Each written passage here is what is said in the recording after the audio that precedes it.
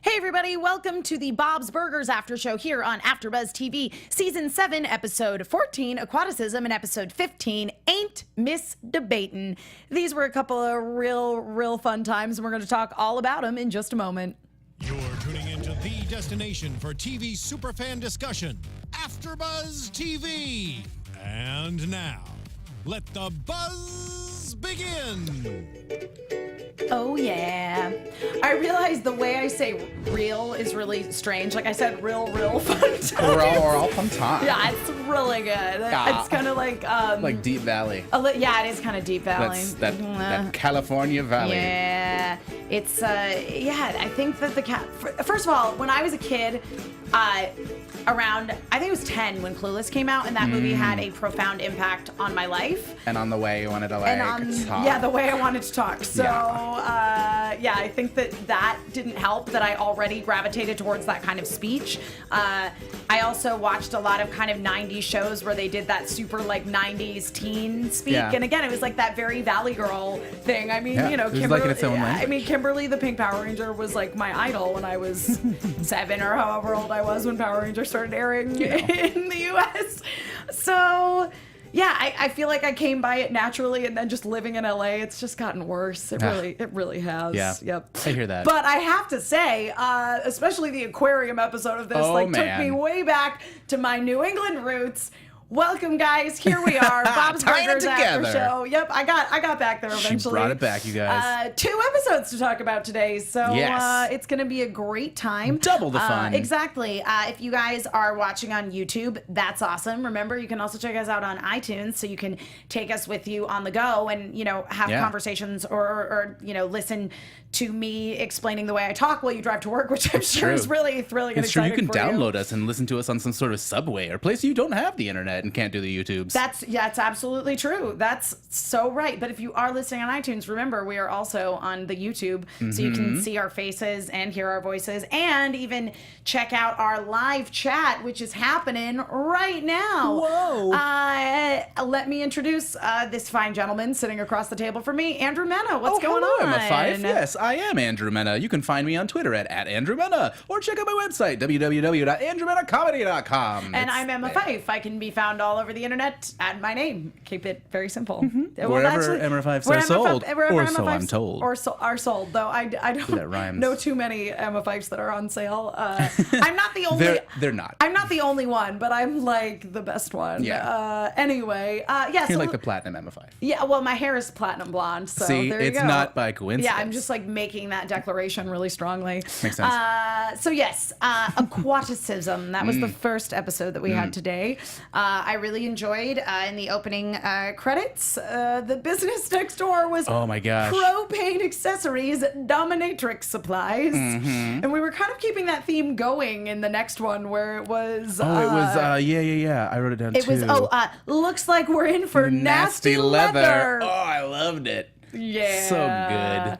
But and just the placement of those stores just right next to a burger place and a mortuary. Just love it. Yeah. Yep. Just live your bliss. Yes, indeed. And this was all about, this episode started off with Tina living her bliss. She totally was living her bliss. Going to the aquarium. I so related to Tina in both of these episodes. I mean, I regularly feel like I relate to Tina, but especially as Tina has kind of blossomed into just a different stage of awkward character. Absolutely. I feel like as she's gotten some more sort of realistic expectations about relationships and things like that, and she's now at a point where they're finding like other little quirks about Tina, like her whole thing with the aquarium. I was like, gosh.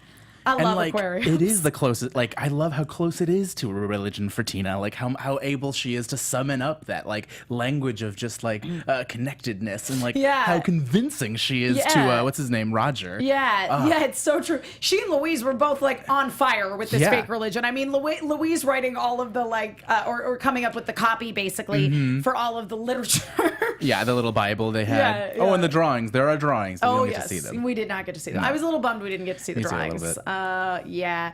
But I mean, literally the entire plot of this episode was focused on them creating a fake religion so that Judy, who runs the aquarium, which might actually just be a keychain store that has a few fish in it, Right. Didn't have to close down because she couldn't pay her taxes. Right. Because, in a conversation at great. the restaurant, Mort let slip like, if it's Place of worship. a place of worship, then, or a non-for-profit, then they don't have to pay taxes. And then light bulbs for the kids. And they're like, oh. Light bulbs specifically for Louise. For Louise, yeah. Who's totally okay with doing something like this. But I loved... Yeah, you're right. Not for Tina at all. In fact, she was very confused. She was very confused, but at the same time, when they proposed the idea to Judy, and Judy's like, I don't think I can pull this off. And Tina's like, listen, I'm not much of a Lion Brian myself. But... Best term. Yeah, but for this, establishment, which I care about so much... I'm willing to make some compromises. Yeah, it's important. Yeah. And then the whole scene where they basically go online and they apply for the tax exemption status, Yes. and then the IRS agent comes by. Roger Flanley, yes, Roger Flanley, who was played by Ken Marino. Wonderful. It's his second time here. Yes, yeah, but not as this. This is the first time we've seen him as this character. Yes, that's right. Yes, that's right. Now, the thing that was so lovely about this episode was that even though, yes, obviously you had this sort of like tax exemption plot as the catalyst for all of it, it ended up sort of being a love story between Judy and Roger. Yeah. It was so sweet. And like Ken Marino is so like genuine and eager. Like that eagerness of Roger's character was so wonderful. He says like specifically when they're like convincing him, it's like right after they show him the Bible, right. They're like, telling him all the things, and I just wrote down what he said, which was, oh my God, that was just so beautiful and thoughtful. And we find out later he's just specifically talking about Judy, right. which is so. He's so charmed. It's lovely. And I liked that you had sort of this parallel of him really, falling in love with her, but he was kind of attributing it to, I think this is like a really beautiful religion. Yeah. I think this is my calling. Oh my gosh. And he's like, I don't think I'd have my nerve later. We got to do this now. Like, obviously going to the, the big thing. Yes. Well, because the kids have set up the whole interior of this tiny aquarium to give the impression that this really is a church, going so far as to have a bulletin board of activities. Oh my gosh. Which included a singles Yes, night. a singles I loved it. Louise was like, that was canceled because all the singles died. Yeah, there are no more singles. There's no more singles, people. Which led us to them having to pull off this fake singles mixer. Oh my God. Which they get Bob and Linda and Teddy and Mort all involved in. And what's her name? I can't. Yes, the woman who runs the hair salon and lost all the weight. I'm forgetting it right now. Yeah, but yes. That went on the all vegetable and fruit peel diet. Right. And who helped Linda, and she had the parties. Yeah. Yep. And and gosh, wanted Janet? to do the wine shoes. And I cannot remember her name at all. Someone in the chat, tell us what her name is. It's going to drive us crazy. Yeah, she's so funny though. Yes. But I loved this singles mixer too, because not only did you continue to have this really nice buildup of this relationship between Judy and Roger, both of whom we have never seen in the show before. This is their first appearance. But I was so invested in too. this. Like they were both like really awkward, kind of lovely people. They both just seem like they never got love, and you're like, you deserve love together. Yes, you deserve each other, guys. You could be that puzzle piece, baby. Like, And then, but Bob and Linda flirting with one another. Oh my God, I wrote that down. As if they did not know one another. It's so bad. It's so hilariously, it was cutely great. bad. They were both so awful that you're like, I love Bob and Linda's relationship, and this whole episode was about Linda trying to school Bob and how to get better tips. Yeah, how to be more charming, taking her to charm school. Right, exactly. Oh my gosh. Because she brings in a lot of money because she's Linda and she's very endearing, and Bob maybe not so much. Yeah. I love that she tries to guilt Bob into going by guilting him about pooping. She was like, you flush so often, Bob. You have to go and save the fish. Come on. Yeah. I loved that was the reasoning. It's like the most round. Anyway, I just love it. Yeah. Well, and then all of them were like so excited to participate in the kids' singles plan. Yeah. Yeah. Loved it. And I remember, I can't remember what Linda said to Bob as he approached her, and she was like, oh, were you working your charm on me from over? I noticed you working your charm on me from over there. And he's like, yeah, I noticed you drinking over here. Lot. Yeah, it's like judgmental. He comes over, he's like, yeah, I noticed you drinking a lot. The thing is that Linda does not take that as judgment. No, you know not what at all. I mean? No, Like, she's just like, oh, that's a fact. Yeah. So beautiful about that character. Cute. I also love that when Teddy gets like a little too much and punches Bob because he's just like, we're having a good time. We're doing this thing. Yeah. Bob is like, I didn't like that. I'm gonna walk away now. It's just it's amazing. And Teddy wearing his tux from prom. Yeah, not my prom. Yeah. But from a prom. And also the misinterpretation of going into the jellyfish tank as being overheard as, let's all get tanked. Yeah, that was really cute. Because going into the jellyfish tank is, the way of being baptized. Right. That was their final like line in the sand that they're like, he won't do this. This would be crazy. Right. Like he's not gonna actually take the plunge. Right, because the kids kind of realize they're like, oh no, he wants to stay and he wants to come back every day. We can't keep this up. It's too much. Are we gonna raise our kids in this religion or whatever? Yes. So are we gonna have to live here now forever? We're just gonna be here all the time. And then basically they assume, of course, he's not gonna go in the jellyfish tank, which he doesn't go in because of the religion. He goes in because he's like, I don't want to miss out on spending time with this woman. Which is wonderful. It really is. But yeah, Jean's description of going into the jellyfish tank as being circumcised everywhere except your penis. Except your penis. Was that sounds like what I have never been stung by a jellyfish, but I assume it's rather unpleasant. I loved that he had questions right before he jumped in. Wait, what is it? There's a medic on hand, or are you just gonna call an ambulance? Or whatever, let's do this. Like, like they're logistic issues, but whatever, go for it. You're happy. You're excited. Certainly know it results in needing to apply medical ointment to yourself. That does not smell very good, probably because it has ammonia in it. Probably throughout the day, because I believe that jellyfish are a little on the poisonous side. A little bit. Just a little bit. Yeah. And and the kids basically being like, no, cause they like show up at his office, right? Yes, they seek him out. Did you order some children, sir? Yeah. No, but send them up anyway. Yeah. Like, what? Do people at this office order children often? Like, I loved that was just even a phrase. Yeah. Well, and I loved his like douchey coworker too. That was like, oh man, can you not apply it smells really strong? And he's like, cool, I'll just be itchy and in pain, and he's like, yeah, thanks, man, thank you so much. Such a douchebag. But yeah, the kids show up to implore him to be like, you really should like make that move again. Give it a chance. Yeah. We know it was tax fraud, but I love that like he didn't really care that they were trying to commit tax fraud in the end. Nope.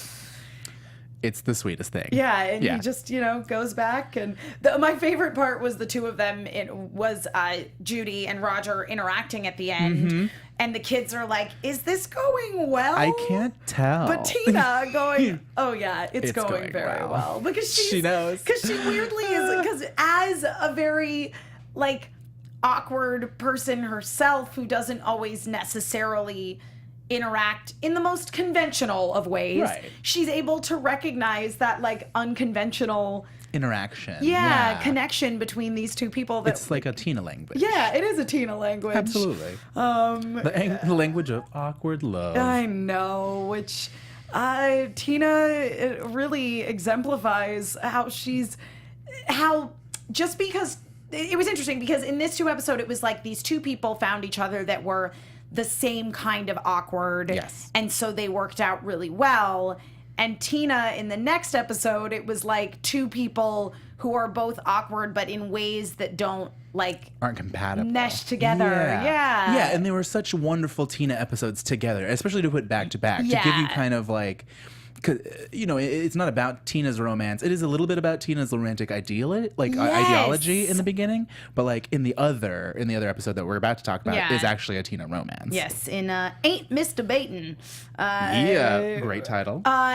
First of all, I adored Tina in the debate club. Oh my gosh. And this whole episode was like a home run for me. Yeah, like this whole A+ episode was amazing to me. And I mean, don't get me wrong, like I loved Aquaticism. Yeah. I thought it was a very sweet episode, but this episode was just so good. Both Tina's storyline being part of the debate club and the B storyline Oh my gosh, of making Meat Man. Yeah, the stop motion meat movie. I didn't know how much I would love Meat Man by the end, but Meat Man was like darling. It was wonderful. Actually like really especially because we got to see Bob's reaction to watching the film. Like I was disappointed that we didn't just like see the whole thing. Like for a second I thought we were gonna see it in the closing credits, but we just saw snippets of it. So. I was happy with what we saw. I was like, they're not gonna show us the whole thing. But I hear what you're saying. Like, but I would have loved to have seen it. absolutely watch the whole thing. Maybe special edition, director's cut, something. Yes, exactly. DVD thing. Exactly. Ugh, please. Yeah, but it kind of starts with Tina being invited to join the debate club, and she's not sure that she wants to. She's a fear of public speaking. She's got this on again, off again thing with Jimmy Jr. going on, and then she turns and sees him talking to some other girl.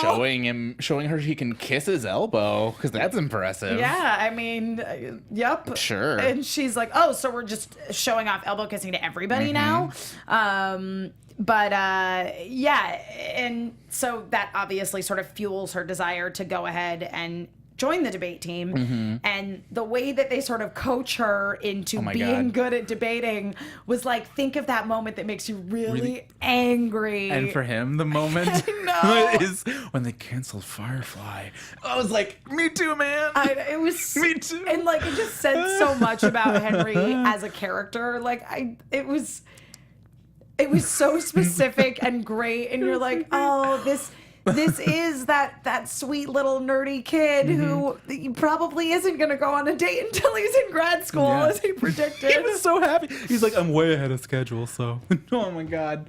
Yeah, he was really cute. This whole thing was really freaking cute. Like, I just love the canceled Firefly thing, and that her looking for her thing that makes her mad. It turns out to be Jimmy Jr., but it's like porta sandals. Like she can't think of one. I love that is possibly one that makes her mad. Yeah, and it was like all like odd little Tina-isms that made her mad. A rat tail. That's a deal breaker for her. It's a deal breaker. Yep. I love that. But when she did find that moment of like, it was like, oh no, it's like that Jimmy Jr. could possibly be interested in some other girl. Yeah. And so much of this episode too was her kind of recognizing, I mean, she was mad about Jimmy Jr., but it wasn't like devastating her. It was just like she was pissed off about that. Yeah. Understandably so. And then it was so much about her like getting over her romantic idealism, or trying to, with Henry, because she's like, he's smart, he's got a good head on his shoulders, he shows up when he says he's going to show up, like everything's perfect about him except for the fact that I'm not attracted to him. Yeah, this episode does a really good job of like doing within the story a theme, and then having the theme overtly said within the episode. So what their debate topic is should we have a president that's a robot, heart and emotion, or heart and emotion versus logic and like the brain? And that is essentially what she's saying for her relationship with this guy, is like, well, he's like not, my brain says like, no, I don't want to, or my heart says I don't want to be with this guy, but my brain says like, logically it makes sense, like, we have a lot in common or whatever, right? So yeah, I just love that. Like, they did a great job. I also just like weaving it together.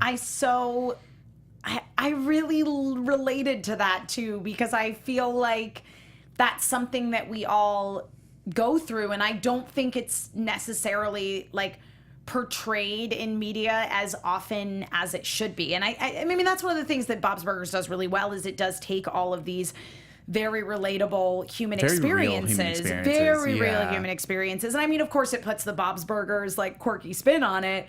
But Tina going through that speech of like, no, this guy would be good for me, like, oh, God, to her mom too. I've like, so been there. Yeah. And what's wonderful is too, as I've been on the other side, I've been that guy, the Firefly boy, because he has that moment after he's been broken up with during the debate, which, oh, ouch, but you know, whatever, move on. And let's talk about Rhys Darby in a minute, because oh my God. God. So he gets broken up with, and then he has that little moment of when she like kind of aces the debate still, because she's Tina and she's rocking it, and he's like, what does he say? He's like, she's still amazing. Like, and you're like, I get it, man. And I get it. And I like too that, you know, the resolution between them was, no, we're still debate partners, and I still think you're a good person. I'm just not the girl for you. I mean, Right. that's well, and There's someone out there. It's not it's debatable. not. Yeah, it was so sweet. yeah. Well, Yeah. I mean, it was a nicer way, I think, of that sort of therapist thing, because I remember like going through a scenario kind of like this where I was like, oh, I agreed to go on a date with this guy and I don't really want to. I don't really like him. I don't know why I said yes, because every single time, and this is a good life lesson for everybody, you cannot force yourself to be into somebody. You just can't. Right. You know, I've definitely gone out with people before where I'm like, oh, but they'd be so good for me, and I'm reasonably attracted to them. And if you're just not feeling it, especially if you are feeling someone else, Tina, as she learns, it just isn't. It's not going to work. Exactly.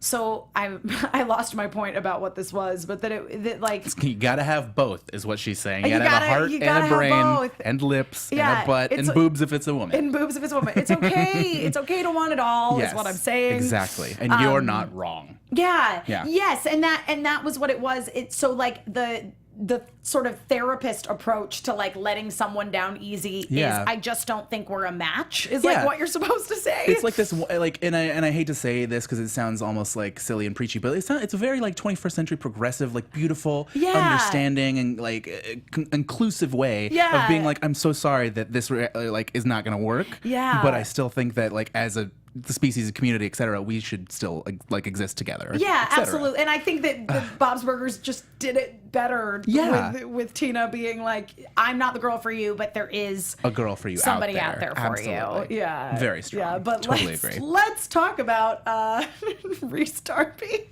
Oh my gosh! And what's his name in this? I did not even write it down because I was just Yeah. like, it's Rhys Darby. He's too wonderful. Yeah. Oh my gosh. Rhys Darby is an international treasure. I He love him really so is. much. Yeah. There's not a thing that Rhys Darby does that I don't love. Every one of his little lines was a beautiful, silly little like New Zealandism, where he was just all the nonsense, like kind of slang colloquialisms Yeah. that I'm sure they made up. I hope they made up. Yeah.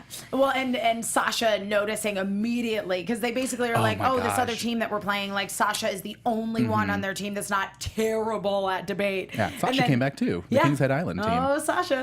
And then they saw the video of the New Zealand exchange student, and Tina was like, yep. yeah. Don't think about the hot foreign exchange student. Yeah, she was smitten real hard. Yeah. Yeah. And then just has to like steal a kiss because I- of course she did. Well, and I think that some of that too was kind of that whole lesson of you can't force the attraction part of a relationship. Right. Because it was like she kissed him and she was like, okay, I just need to try one more thing to make sure. And she was like, yep, all right. Yeah. Let me make sure. Yep. It was her kind of realizing that because, especially with Henry, like she kept doing it in such a clever way to be like, no, we shouldn't kiss. Yeah.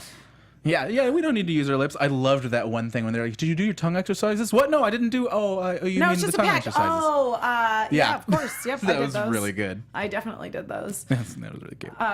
And I love that like the beginning part of the debate was just them confessing everything that had happened. Yeah. It was they clean slate on page 1 so that, oh no, now they're starting off with a handicap, but then they're coming back strong. They do. I love I it. knew Tina was going to pull it out, but I legitimately applauded when Wagstaff won that debate. Yeah, and she got really good at the debates. I love the little like training montage where she's getting good at it, and she's like, "We should eat dog," and like other like horrifying weird things that she had to argue for. Yeah. because that was also cool. That there's this really cool play called The History Boys. I don't know if you've ever seen it. Yeah, and that's the theme too, is where they have to argue for things that they don't like ethically or like morally believe in, which is such a fascinating thing when you come to like school and debate and like how to form an argument like as a human being. Yeah. like is that a tool you want to learn? Like in the moral dilemma there. I thought it was a little interesting. Yeah. Well, I mean, they straight up say it's like, oh, it's a really useful skill if you want to be like a lawyer. Yeah, yeah. That is what it's for, kind of. Yeah. But again, it's like, and I think that Tina, it was not surprising that she was very successful in debate because, again, it's like you are having to argue these things that you don't necessarily believe in, but Tina also has a very creative and unconventional way of thinking. True. So I think she's able to form arguments that she believes in, even if she doesn't necessarily believe in the cause itself. Absolutely. Though she definitely believed in the cause itself in the end. In the end, absolutely. I loved the Nick Kroll playing the, what's it called, the debate teacher. Oh, yes. He was so funny when he was off. He's like, I'm off school property. I'm drinking wine or whatever. That was really cute. That like hotel that they went to was nice. Yeah, it was like a really nice hotel for overnights. I used to do speech and debate, and the hotels we went to were never that nice. Mm-hmm. Well, and I liked too Tina's dilemma going into it of again, where she was like, there was a lot of nice sort of like Tina and Linda moments of Linda like giving Tina advice as a girl who's starting to explore the very complicated, multifaceted world of dating and relationships. Mm-hmm. And that, you know, she basically, that Tina was having this meltdown, sort of, understandably, because she's about to go on this overnight with this guy who she's dating, but she doesn't really like. Right. Not in that way. Right. And who's super into her. So into her. And she really wants to break up with him, but she's like, I can't until we do this thing. Until after this is over. We need his morale high until then. Yeah. And then she just reaches her breaking point. Yeah. So. I mean, and her breaking point is Rhys Darby. Yep. I know. I love that Sasha's like, this exchange student from somewhere. And he's like, New Zealand. And I was like, yeah, okay. We all already knew that. We know. But I didn't know if they were going to come up with some like weird fake location. I loved her. I loved when she sees him initially. She's like, can you play that again? Can you play that again? Can you zoom in and enhance? Zoom in. They're like, it doesn't zoom. We don't have zoom in and enhance. This is not a thing. Yep. But speaking of manipulating the camera, the other story that we got in this was the wonderful Meat Man tale. Oh my boy, I loved Meat Man.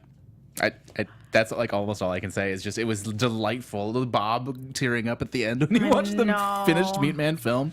I love it. And then he at the beginning, meat is not a toy. Yeah, well, that was the thing. Was basically there was like this big pan of meat that they were gonna throw out, and they dropped it. Yeah, and so Bob was like, "Oh, I can't do anything with this." And the kids, Gene and Louise, were like, "Oh, we just want to. Can we let us play with the meat?" Yeah. And Linda's like, "Oh, let the kids have the meat." And so they do. They form this creature.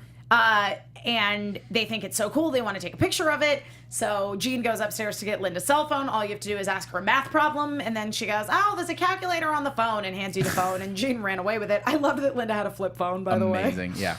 I love that they have to trick their mom into giving the cell phone. Yeah. And they take pictures of this creature on the phone. And then they realize, and then Louise is like, oh, wait, if we move it a little bit and take pictures in rapid succession, then we'll have stop motion animation. Yeah. I was so happy they came to that too as a thing. I was like, oh, that's so exciting. Yeah. And then they had to delete all the pictures off of Linda's phone. I know. It was just pictures of your kids. And I love that they don't care about pictures. I didn't either as a kid. Yeah. And they cut basically a teaser trailer to show their parents. Yes. Which was wonderful. Like, it was like their own little personal live Kickstarter where they just, the only people they were trying to get money from was the parents. Yeah. And the parents decide that their list of demands is totally reasonable, and they decide to fund this film. Yeah. And oh man, and it goes pretty great. It does, except for the fact that it is made out of meat, so he starts rotting. Starts getting old. Yep. Eventually, we get flies, which is pretty gross. Yeah. But then we get the Teddy on crew gives them firecrackers. Yeah. Because that's. Yep. He's the solution guy on set. He doesn't want to be we can't do that when guy. Bob was like, you really shouldn't give my children firecrackers. And he's like, whoa. Come on. Yeah. That's not the guy I am on set, though. Yeah. Like, okay. Yeah. I love people who do that. They're like, that's not the person I am around here. Like, yeah. Around here. They've assigned themselves this role, and so they're just gonna commit to it completely. So every action they do, they will justify as supporting the part that they are playing. But I loved too that like the kids knew exactly how to pitch it to like get their parents interested in it. Oh, that was fun. And I love that Hugo and Ron show up, of course, to kind of throw a monkey wrench. But then if you offer him a credit, Hugo is all about it. I loved also, this is just a small thing, but we've talked about like wanting a Bob-Ron relationship to blossom. Yeah. And I noticed that the one to say, and Ron, was Bob. Yeah. He was like, and Ron's there too. They're like, so Hugo! I'm waiting. And Ron. Yeah, I'm waiting for them to be friends. It's going to happen. Yeah, because Ron he always is just sort of like the man on the outside. Yeah. I like him. Yeah, I like him too. And we've seen that he's not as terrible as Hugo is, though I loved actually in the previous episode when Linda when they brought up Hugo and Linda was talking about how Tina should break up with just tell it to Henry straight about how they should break up, and Bob's like, you left him a breakup song on his answering machine in regards to Hugo. She's like, it was a rap. Yeah, it was a rap, Bob, which obviously made it more sensitive, sure, more emotionally real, I guess. Yeah, I don't know. But yeah, so they it's this crazy like love affair between Meat Man and Lorna, and who's the wild card. Yeah, and also a Barbie doll. Yeah, like she's a Barbie doll. Yeah. And I love in the like little snippets of Meat Man that we did see, like you just see the kids' hands like moving the action figures around. Yeah, they're not. They have no illusions about it. They're hands in this. Yeah. Well, and they filmed everything on a cell phone too. Yeah. Oh, and I loved that, like, they got all of the angles for the explosion, everyone filming. Well, because basically they're like, oh, Meat Man is rotting and we're getting flies. Like, we got to figure something out. Like, we can't do this finale. And Linda's like, oh, Lorna would not be into this guy anymore. Yeah. It's a little late to talk about what Lorna would be into. Yes, exactly. Says Jean, I think. And they decide that, they're just going to stick the dynamite in Meat Man. In his butt. And blow him up because that was where the bomb was the whole time. Yeah, he could never find it because it was in his butt. It was up his butt. God, that's the best premise for a movie ever. And so they decide they're going to blow up Meat Man, and that's when Hugo and Ron show up, and you have that whole interaction. Yeah, and then, can't explode rotten meat all over your store, right? And then he's like, "Well, if you give me a credit, then okay." Yeah, he has a valid point. You cannot do that. Well, but also, I loved his proposed ending too, where he was like, "No, you just have him get in a car and drive off into the sunset, knowing that nobody's ever going to see him again." And they're like, "That's a terrible ending." Like, that was the ending of the movie Drive. Ron loved that movie. He cried. Yeah. I loved also that at the end of the credits of Meat Man, in our credits, we had a tiny addition, like Ron was kind of like a footnote. Ron, yes. Yeah. Like they're like, oh yeah, we forgot Ron, and then they pasted it on. Yeah. Oh my gosh. And lived it. But they did. They ended up lighting the dynamite and exploding Meat Man, and everybody just got their cell phones out to record it. And it was a beautiful thing. It was like a John Woo movie. Yep. Yeah. Again, it's like my only complaint about this episode is I want to see Meat Man from start to finish. Yes. If we can make a formal request, it's for Meat Man to be released in its entirety to the public, who deserves it and loves it very well. Yeah. Yeah, Meat Man was a good time. Yeah, the whole episode was great. I'm interested to see where, because I mean the thing about Bob's Burgers is like it is very episodic, but they're the characters have growth and change. Yeah, and this world has growth, which I love. Like the King's Head Island boys coming back in this, and we get to see Sasha, right? Is Sasha, I just and we I think I mentioned him earlier, but Keegan Michael Key's character, who was in the cheerleader episode, came back in the debate club because of course he is. Yeah, of course. Yeah, he's that kind of guy. Definitely. Oh my gosh. And so I think for me it's like I'm curious to see where the Tina Jimmy Jr. relationship is going to be after this, because we've been seeing so much like kind of nice relationship stuff out of the two of them lately that it was interesting to go back to like, are they or aren't again, they? Off again. I think, and it's great for them to be like, for us as like audience members, because we can root for them still. Oh yeah, definitely. I mean, you don't want to kill the sexual tension. Oh yeah, because that's gonna ruin your show potentially. You heard it here. I mean, there have been shows that have, if you let them get together, it just stops being interesting. It was a little interesting for me, like watching, The Office and stuff. I remember like once Jim and Pam got together. Spoilers for The Office. Whoa! I guess. For the one person out there who hasn't seen The Office. Yeah, exactly. It was like when Jim and Pam got together, I was like, oh, I don't know. Like, obviously, I was happy for them. You're rooting for them to get together. No, but what do I care about? You're also like, show? Exactly. Because that was what am I waiting for? Such a crucial part of that show. Of the anticipation. Yeah. Because I agree. Like with a show like The Office that's so evergreen and every episode is like a day in the life. Like, what are you waiting for if not like romantic things? You know what I mean? No, it's absolutely true. Yeah, because Just it's saying. like that's like a little bit of excitement Yeah. in your very That's the only otherwise mundane continued day. promise. Yeah, exactly. Yep. Yeah.